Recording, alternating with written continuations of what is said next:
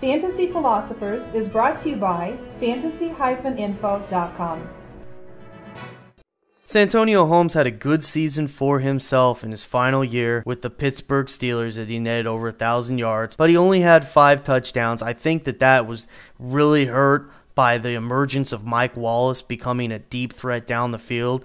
Remember, we thought Santonio Holmes, okay, he's the deep threat guy on this team. You've got Hines Ward, you've got Heath Miller, they're good options underneath.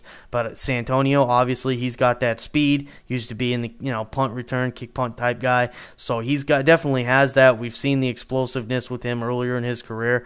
But that was not the case as they were using Wallace because, hey, he's third receiver on the team. He's not getting the kind of coverage that Holmes is getting. So he's going to be left out there on man coverage with maybe a third corner or safety, and so that's just a matchup that he's going to win. So for Holmes, that was a disappointment to see him only net 5 touchdowns on the season for the second year in a row. But what even got worse for him is this offseason, he gets the substance abuse suspension for 4 games. That is not good at all. He moved net, but then he got traded away from the Steelers to the Jets. He's got a quarterback that's only going to be in his second season. He's not even going to be with the team till the 5th game that they play. And so hopefully he can scrap it together and put some good fantasy consistency in there for you after he gets onto the team and gets moving along. Mark Sanchez will be a better quarterback than he was last year. We definitely saw him progress in the postseason. That was very self-evident, but still, he's only in his second year, and we even saw guys like maybe Joe Flacco, Matt Ryan. Yes, they took steps of progression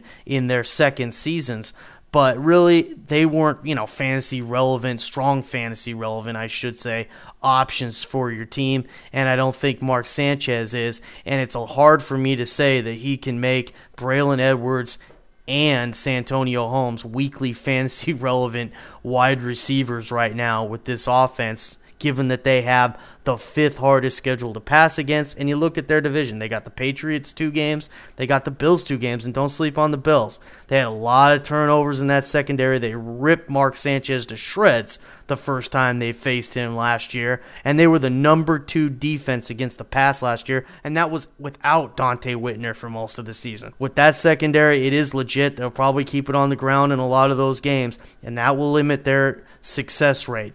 So keep those things in mind with Santonio. I would recommend, obviously he's going to fall back hard in drafts because of the suspension, because of some of the, situations that he's in right now. So, but he's still good to have on your roster for depth. I would keep him there until he starts showing more once he comes back.